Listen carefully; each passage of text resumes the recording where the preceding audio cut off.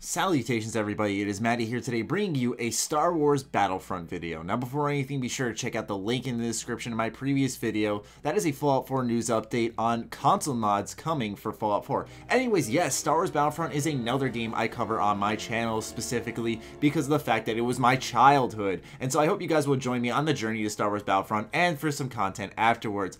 Anyways, finally, it's been so dry for Battlefront since the Star Wars Celebration weekend reveal for Star Wars Battlefront, and now we have stuff to talk about. Specifically, a couple of things that you may have missed in this trailer slash gameplay reveal for the multiplayer in Star Wars Battlefront in the Walker Assault mode. So I'm going to be going ahead and just pointing out some little things that you may have missed. So without further ado, let's dive straight into this. The first thing I noticed in the multiplayer gameplay reveal for Star Wars Battlefront was without a doubt the focus on how each class setup was unique, along with the character that the player was playing as, whether it be different alien races that the player was playing as, whether it be a Rodian or an Ishitibi, something that we've never seen in previous Star Wars games in general, let alone Battlefront. Just that focus on customization and being unique seemed to go a long way. But it wasn't just the character model. It also seemed to go with the power-ups that I noticed on the bottom right screen. We got to see different types of equipment, such as the ability to call in orbital strikes, grenades, binoculars. It seemed like lots of other little power-ups that could be used at certain points to shift the battle in different ways and forms, and I thought that was an interesting way considering that it's quite different from previous Battlefront games. But I liked how each class I saw seemed different from the others. We also kind of saw that with the heroes. Each hero had their own set of abilities that they could activate by using the D-pad, whether it be down, left, up, or right. You had a different ability for each, so I'm quite interested to see just how many power-ups there are, because it seemed like there were a decent amount, and I want to see more.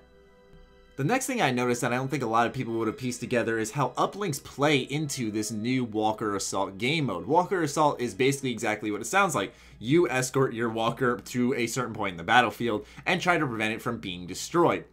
And what I noticed is that these uplinks seem to serve for the attacking team mainly, as they decide to try to call in the bombers to blow up these AT-ATs. Now this is kind of supported by the fact that in the reveal trailer that we got back in Star Wars Celebration weekend, we did see a bunch of bombers fly over Endor and destroy this walker. Furthermore, a lot of the battle chatter seems to hint at how crucial these uplinks are and how activating them will call in bombers, especially when they switch to the point of view of the stormtroopers, where they see an uplink get activated and they're like, we need to deactivate this now, there are bombers coming in. And once they deactivate it, the bombers don't show up. So it's quite interesting how uplinks actually play a very pivotal role in the map and aren't just there as a mobile spawn point. And finally, the last thing I noticed was something that made me smile very brightly and was just a pure callback to the originals, and it was the health bar and no health regen. I was really happy to see this in Star Wars Battlefront. I was afraid it was going to kind of go back to the roots of the Call of Duty and the Titanfall, where you just sit in a corner, your health comes back, and then you go back out into the fray. In Star Wars Battlefront, you used to have to go ahead and toss down these health regen canisters.